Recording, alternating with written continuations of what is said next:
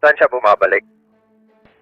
Pupunta ako sa bahay. Kung mapapapunta natin ng county sa bahay ni Hopper, isasara nila si Rhodes at hahanapin siya.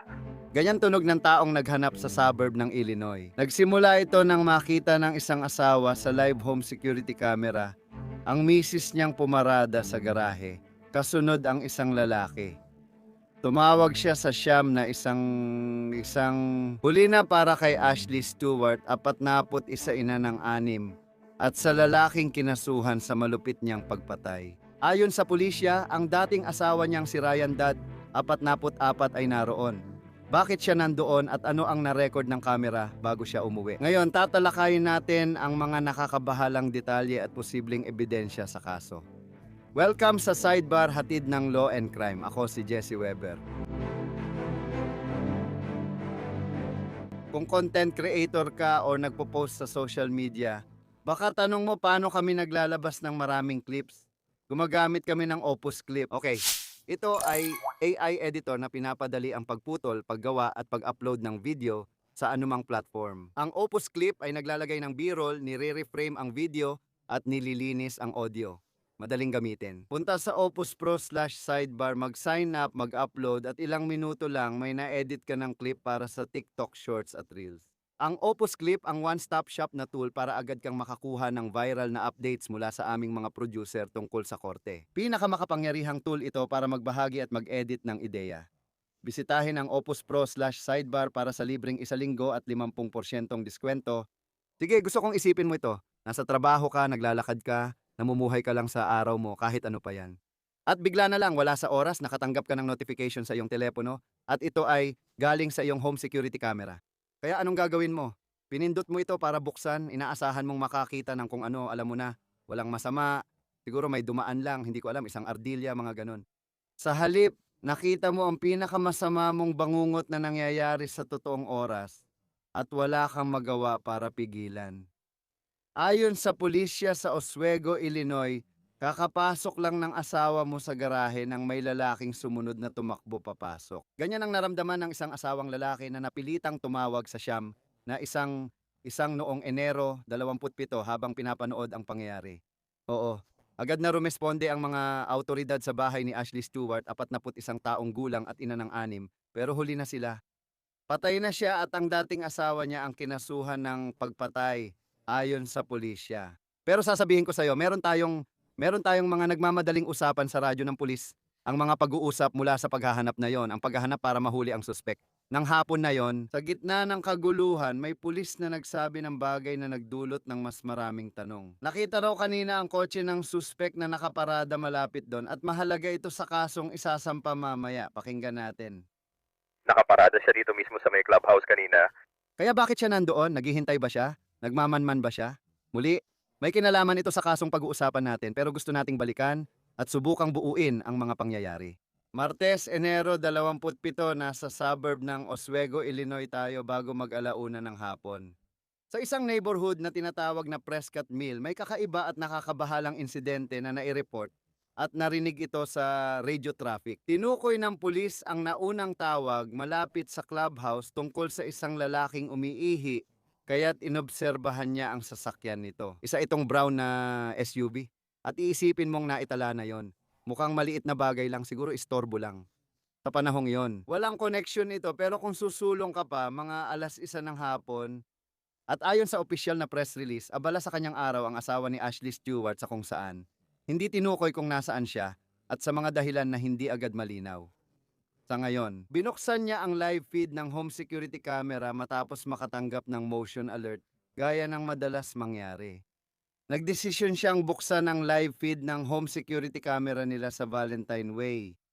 Parang nakita niya ang pagbagsak ng mundo niya. Bago pa dumating ang sandaling iyon, may naitala na agad ang kamera ng bahay.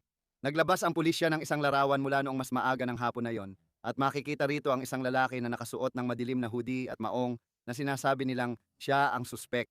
Malapit sa mga palumpong sa labas ng bahay ng mga Stewart at ang kanyang asawa, si Ashley Stewart, ay kakapasok lang ng kanyang sasakyan sa kanilang garahe na nakakabit sa bahay. Kaya pinag-uusapan namin kung ano ang nakita niya at pagkatapos ay nakita niyang may isang lalaki na biglang tumakbo papasok sa eksena at mabilis na pumasok sa garahe. Sinabi ng asawa ni Stewart sa pulis na kilala niya ang lalaki at naniniwala siyang ito ang dating asawa ni Ashley. Agad siyang tumawag sa siyam na isang pulis. Nagpadala sila agad ng unit at habang papunta ang mga pulis, may iba pang nangyari. May isang saksi sa lugar na yon na nakakita ng isang lalaki. At ito ang mahalaga, nakakita ng isang lalaki na tumatakbong patimog, tumatawid sa isang malaking kalsada na tinatawag na Wolf's Crossing. Ngayon, malayo na ito sa clubhouse at mabilis na lumayo mula sa Valentine Way. Dumating ang mga unang rumesponde sa bahay ng mga Stewart, pumasok at nakita si Ashley Stewart na walang malay. Idineklara siyang patay sa lugar. Sa press release 2 araw matapos ang insidente, sinabi ng pulisya na naniniwala silang sinundan ni Ryan Dodd si Ashley sa garahe at pinatay siya gamit ang kutsilyo. Hinimok din nila ang mga residente na tingnan ang kanilang mga basurahan sa kanilang bakuran. Palatandaan ito na maaaring naghahanap sila ng ebidensya, maaaring ang ginamit na sandata o kaya'y damit.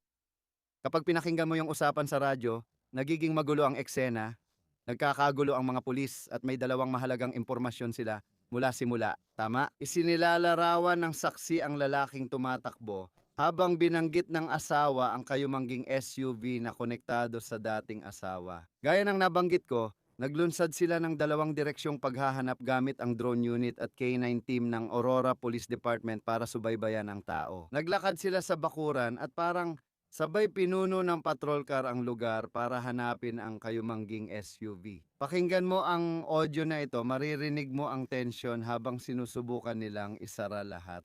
Nakaparada siya dito mismo sa may clubhouse kanina habang nagmamasid. Umiihi mismo kung saan ako nakatayo ngayon. May pulis sa pasukan ng Maynila at kay Wolf. Tinitingnan namin ang emblem. Sige, nasa dulo na ako. Nasa pasukan ng Harvey ako kung andito siya sa subdivision. Oo, kung mapipigilan natin ang labasan.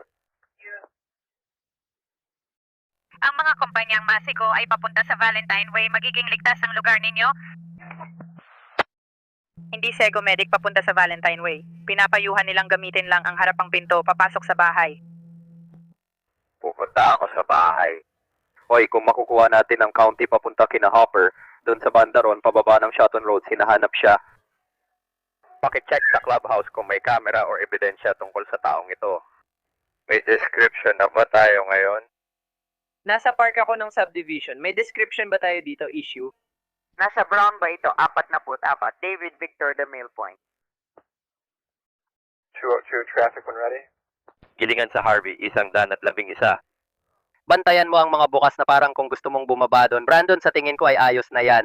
Kung gusto mong manatili doon at bantayan ng timog, magkakaroon lang tayo ng timog na perimeter. May county tayo sa... To the east. Kailangan pa rin nating magandang description. Kung meron, mas maganda. I may have missed it. Are we doing anything with the schools? Are they secure in place or anything? Sa puntong ito, gusto ko lang kumpirmahin na may county unit ako sa 30 timog ng Wolf at 111. Si Brandon ay nasa 111 sa timog. Nasa isang labasan si Graber. Papunta kay Wolf, sino naman ang papuntang Wolverine? 34. Nasa emblem at Wolf ako. Siguraduhin bukas ang mga kamera, kinukunan natin bawat sasakyan. Magpatigil tayo. Sabihan sila tungkol sa ginagawa natin at tiyaking sila lang ang nasa sasakyan. Iba-iba ang ulat kung naglalakad o nasa sasakyan ng taong ito. Kung may iba pang susunod, nakita ko siyang naglalakad o baka nasa kayumangging SUV. Meron ding puting sasakyan na ibinigay at isang madilim na berdeng Ford na ibinigay din. Meron pa bang ibang may karagdagang impormasyon tungkol doon? Kanina umaga, nasa kayumangging Explorer siya habang umiihi. Parked over here on Apple. 10 for... Salamat. Sino ang inassign kay Harvey na nagbablock ng labasan? Hello, si Sheresa ay nasa baba malapit kay Harvey at sinasabi niyang may nasaktan. Alam kong si Causeway ay nagpapanggap na secure na empleyado. Secure and hold. Do we have any officers in the Absolute East parking lot by chance off of Harvey? Kaya nagsimula na ang paghahanap. Naka-lockdown ng paaralan, tinitingnan nila ang bawat sasakyan. At pagkatapos, makalipas lang ang 27 minuto mula nang tumawag ang asawa sa siyam na isang-isang nakita na nila ito. Natagpuan nila ang sasakyan. Ito ang brown na SUV. At saka, Hindi ito mabilis na umaalis sa lugar o bumabangga sa mga bagay, hindi. Ayon sa pulisya, ang sasakyan ay nagmamaneho patimog sa Harvey Road malapit sa pinangyarihan. Sa totoo lang, pinara ito ng isang pulis sa kanto ng Rance Road at Pioneer Court at ang driver ayon sa pulisya ay sumunod lang, hindi tumakbo o naghabulan. Wala namang ganon, hindi rin siya lumaban. Inaresto siya ng walang laban. Sabi ng pulisya, ang driver ay si Ryan Dodd, 44 mula Aurora. At kinumpirma nila ang kinatatakutan ng asawa noong unang sandali na si Dad ay dating asawa ni Ashley Stewart. Ngayon, inosente pa rin siya hanggat hindi napatutunayang nagkasala. Tama? Hindi pa natin opisyal na sinasabi na siya ang pumatay. Tinitingnan mo ang ilang ebidensya sa takdang oras, nakaka-interes ito. Wala pa lahat ng ebidensya, pag-uusapan ko rin yan. Naalala mo ba yung larawan mula sa kamera ng kapitbahay na may lalaking nakaitim na hoodie sa damuhan malapit sa bahay ng Stewart? Ayon sa pulis, si Ryan Dodd ang lalaking iyon nung araw na yon. Pagkalipas ng 2 araw, natapos ng Kendall County Coroner ang autopsy. Opisyal na sanhi ng pagkamatay. Maraming tama ng matalim na bagay. Brutal ang pag-atake. Dahil sa ulat, agad kumilos ang opisina ng piskal at nagsampa ng maraming kaso kay Ryan Dodd. Tinutukoy natin dito ang first-degree murder, home invasion, armed violence, residential burglary at aggravated stalking. Ibinabato nila ang lahat ng kaso laban sa kanya na sinasabing planadong, marahas na panloloob na nauwi sa pagkamatay. Ipinakita na natin ayon sa mga autoridad ang sunod-sunod na nakakatakot na pangyayari mula sa live stream na bangungot ng isang asawa hanggang sa kakaibang insidente sa clubhouse. Ngayon, marami tayong tanong. Ano ang legal na estratehiya sa pagsasampa ng mga kasong ito laban sa isang tao? Gaano kahalaga na magkaugnay ang mga ito? Ano ang ebidensya at pwedeng depensa dito? Tama ba? Sige, para matulungan tayong maintindihan ang legal na realidad ng pinag-uusapan natin, para himayin kung ano ang maaaring ebidensya dito, gusto kong ipakilala si Criminal Defense Attorney Joe Tamburino. Joe Tamburino, maraming salamat sa oras mo. Lagi ko itong pinahahalagahan. Gusto kong magsimula sa larawang yon. Kaya naglabas ang pulis ng isang still image mula sa home camera. Tama. Ang sariling camera ng bahay ay nagpapakita ng isang lalaki. Ngayon, sinasabi nilang si Ryan Dodd ay nasa mga palumpong sa labas ng bahay ng maaga pa. Sa legal na pananaw, gaano kalakas ang ebidensyang ganito? Ano ang maaaring gawin ng isang defense attorney para subukang questionin yon? Salamat sa pag-imbita sa akin, Jesse Weber. Napakahalaga nito pagdating sa intention. May intention ba siyang maniktik, pumatay? May plano ba siya bago maniktik at patayin ang dating asawa niya? Kung siya nga ang nasa video at may legal na basehan para tanggapin ito, masama ito para sa depensa. Ngayon, limitado ang paraan ng depensa para questionin ang video. Pwede mong sabihin gawa-gawa, peke o gawa ng AI ito, pero mahirap gawin yon. Pangalawa, kung hindi siya ang nasa video, walang matibay na patunay na siya ang tao ron. Mahirap din yon kasi kung video ng lugar at kamukha niya, mabigat na ebidensya yon at tagahatol ang magpapasya kung paano ito titimbangin. Mahirap talagang hindi tanggapin ang video na yon bilang ebidensya. Mukhang karamihan ng kaso ay digital na ebidensya, tama? Kaya meron ka nun, pati yung asawa. Sa camera, nakita niyang hinahabol ng asawa niya ang lalaki na tumakbo sa garahe matapos mapagkamalang dating asawa. Tama ba? Interpretasyon at pagsusuri niya ito. Pero sa tingin ko, hindi niya nakita ang aktual na pag-atake. Ipaliwanag kung paano ihaharap ang ebidensya, ano ang testimonya, at matibay ba ito o palatandaan lang? Oo, maganda iyang ebidensya, kaya makakapaglatag ng pundasyon ang asawa at makakapagpatotoo siya. Kahit harap ng grand jury na maglalabas ng indictment or sa totoong jury sa paglilitis, iyon, kilala niya ang dating asawa, alam niya ang itsura nito, nakita niya itong maglakad, nakita niya itong gumalaw, alam niya ang sukat ng katawan nito. Kaya niyang sabihin na tiyak na ang dating asawa iyon sa larawan, kaya sa ebidensyang iyon, sasabihin ng kasalukuyang asawa na siya ang dating asawa. Ginoong Dodd, matibay na ebidensya iyon. At sa totoo lang, yung katotohanan kinuha siya o di umano'y kinuha siya malapit sa lugar. Di ba? Ibig kong sabihin na nakita nila siya sa kotse. Oo, maganda ang lapit para sa prosecution pati na rin ang oras. Naniniwala ako na kinuha nila siya sa loob ng 30 minuto. Oo. Kaya hindi lang nila hawak ang lapit, kundi may lapit sila sa heograpiya pati na rin sa oras. Ang ibig kong sabihin, mahuli agad ang suspect ng mabigat na krimen sa loob ng 30 minuto ay nakakabilib na. At wala akong alam tungkol sa kung saan nakatira si Dodd. Kung malapit siya nakatira, may ibang dahilan sa pagpunta niya roon. O may narinig siya, hindi ko alam. Pero sa ngayon, kumbinsido ako sa ebidensya. Naniniwala akong baka naghahanap pa ang mga pulis ng digital na ebidensya mula sa mga kapitbahay sa pamamagitan ng surveillance at ring camera footage. Kausapin mo ako tungkol sa kung paano ginagawa yon para makakuha pa ng mas maraming ebidensya, mas maraming digital na ebidensya sa lugar na yon. Ngayon, madalas marami ng digital or electronic na ebidensya at ganito ito hinahanap. Una, nabanggit mo na ang tungkol sa mga ring doorbell system. Sa maraming komunidad, bawat kanto may ring doorbell system ang mga tao. Kaya kapag nakuha mo lahat ng mga, alam mo na, recordings nila, makikita mo kung sino ang dumadaan sa kalsada, alam mo kung sino ang naglalakad, kung sino ang gumagawa ng kahit ano. Kaya yun ang una, lahat ng yon. Pangalawa ay ang electronic evidence na nagpapakita ng location. Ngayon, ano kaya yon? Kadalasan ito ay cellphone, maaaring iPad, o kaya naman ay ibang tablet. Kapag naglalakad ka sa kahit anong lugar, lungsod o downtown, nagpapadala ka ng signal sa iba't ibang bagay. Alam mo yung internet mo, sinusubukan niyang kumonekta sa kahit anong internet malapit, sa opisina man o bahay. May ikatlong uri ng electronic evidence tungkol ito sa mga sasakyan. Maraming sasakyan ngayon ang may iba't ibang klase ng gamit. Pwede mong makita ang lokasyon ng sasakyan para sa kaligtasan, lalo na kung masira ito. Marami sa mga bagong sasakyan nitong 5 hanggang 10 taon ay may parang OnStar device na pwedeng subaybayan ang lokasyon ng sasakyan. Kaya mahalaga ang electronic at digital na ebidensya sa kasong ito. Hindi na nakakagulat na wala pa tayong bagong impormasyon sa dugo, DNA or cellphone evidence. Matagal na talaga ito, di ba? Oo, matagal talaga kasi kapag tiningnan mo ang DNA na ebidensya tulad ng karaniwang tao ngayon. Halimbawa, Jesse, gusto nilang malaman kung anong DNA meron ka. Kahit nasa kamay, damit, maleta o saan pa, tiyak makakakita ka ng maraming DNA na ebidensya. Bakit? Dahil nakipagkamay ka sa ibang tao, dahil may ibang taong humawak sa damit mo, dahil may gumamit o naggalaw ng maleta mo o kung ano pa man na katulad nun.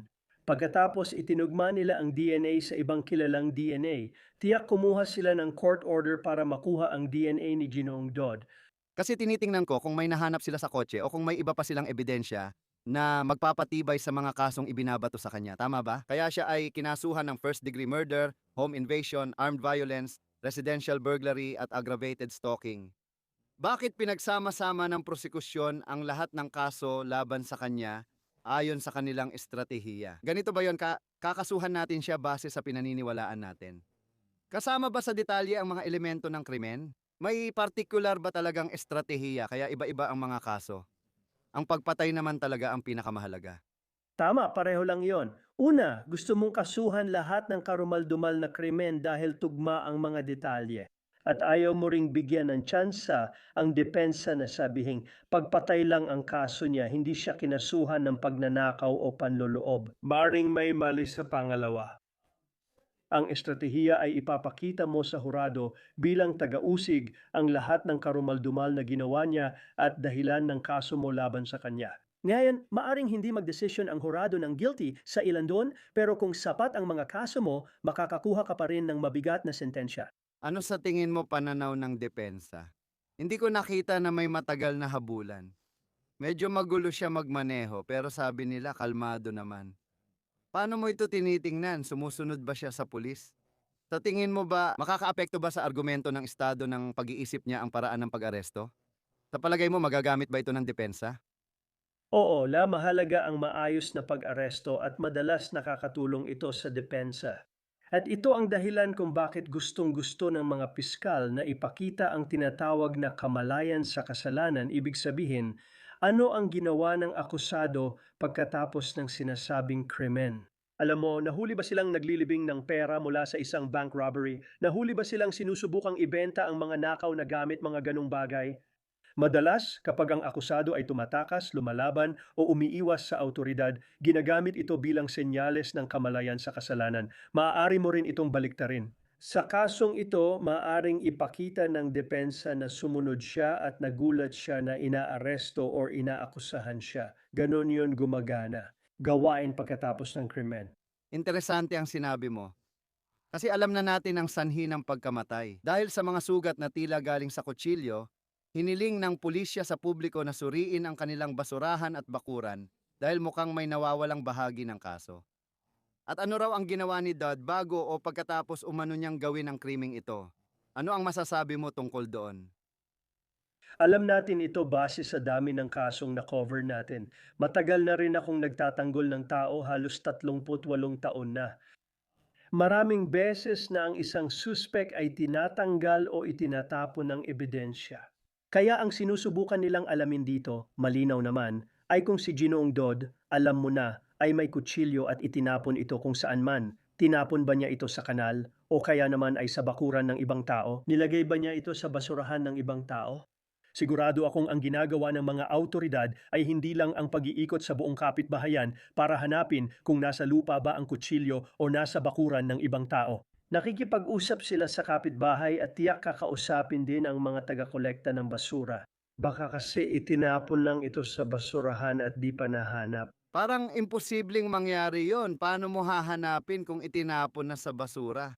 Depende kasi kung biglang may particular na truck na naglilinis sa lugar na to at yung truck na yon ay pumupunta sa isang dump site at doon itinatapon sa isang particular na lugar, o pwede mong subukang hanapin yon. Ibig kong sabihin, tama ka kung walang record kung anong truck ang kumuha, saang lugar at kung saan talaga nila itinapon sa landfill. Oo, parang naghahanap ka ng karayom sa dayami pero nagagawa mo pa rin. Mahirap maghanap ng ebidensya sa mga dump site pero minsan nakakahanap din. Siya nga pala, may tanong lang ako tungkol sa batas. Naisip ko lang, kailangan mo ba ng waran para maghanap sa isang dump site? Oo, kailangan kong pribado maliban kung pumayag ang may-ari. Kung ACME Basura ang may hawak ng landfill, hindi basta pwedeng pasukin ng pulis para maghanap. Kadalasan, pinapayagan ng negosyo yon. Pero kung hindi, pwede kang kumuha ng search warrant. Hindi pwedeng basta halughugin ang pribadong ari-arian. Ngayon, pwede kang maghanap kapag may nagtatapon ng basura. Yan ang ibig kong sabihin pagkatapos ni John W. Nilagay niya ang basurahan sa kalsada at sinabing pwede nang kunin o halongkatin ng kahit sino. Parang ganito, alam mo yon, kapag nakita mo sa mga tabloid na sinasabi, aba, itong artista ay gumagawa ng X, Y at Z. Bakit? Kasi baka may naghalongkat ng kanyang basura at nakita yon. May ebidensya na nasa club siya o pumunta siya sa ibang lugar nung nakaraang gabi.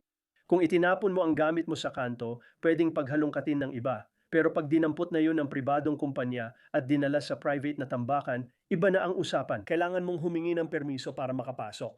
Balik lang tayo sa mga kaso, kaya kinasuhan din siya ng mas mabigat na stalking. Bukod sa home camera footage o larawan, ano pang digital o physical na ebidensya ang kailangan para maitayo ang kasong iyon? Meron bang mga text, may global positioning system data ba? Gaano katagal dapat sundan ng isang tao ang iba? Pakipaliwanag. Sa totoo lang, madalas ang stalking pero di ko alam batas sa Illinois. Ang stalking madalas ilang beses lang ginagawa tulad ng minsang pagsunod sa tao sa kalsada o papunta sa ibang barangay. Sa tingin ko, hindi mahirap patunayan yon. Karaniwan, nangangailangan ng hayagang aksyon ng stalking, ngunit madalas itong patunayan dahil sa digital na ebidensya. Madalas kapag may nagsabi na parang sinusundan siya ng dati niyang asawa o boyfriend, alam mo yon, sinasabi nila sa mga kaibigan nila, tinetext nila ang mga kaibigan nila, sinasabi nila, kakakita ko lang sa kanya sa supermarket, nakita ko na naman siya sa trabaho ko. Kaya tuwirang sinasabi ng biktima sa mga kaibigan at pamilya niya sa text or email ang nangyayari. Pwede mo ring ipakita ulit dahil sa cellphone. Kung may ebidensya na itong tao ay pumunta sa kanyang lugar ng 7 beses sa nakaraang 2 buwan. Siyempre, pwede mong tingnan kung kapag nakuha mo ang cellphone ng suspect, nakakonekta ba siya sa internet ng iba. Ano na ang mga susunod na gagawin? Halimbawa, bilang abogado ng depensa niya, ano ang unang hihilingin mo sa mga piskal? Ano ang mga susunod na yugto? Una ay discovery o paglalantad ng ebidensya. Ngayon, nasa kustodiya siya at walang hukom na magpapalaya. Mananatili siyang nakakulong habang hinihintay ang discovery phase. Kailangang ibigay ng taga-usig sa depensa ang lahat ng ebidensya, pati ang anumang makakatulong o makakapagpalaya sa depensa. Pagkatapos noon, gagawa kayo ng mga motion, kadalasan para ipatanggal ang ilang ebidensya.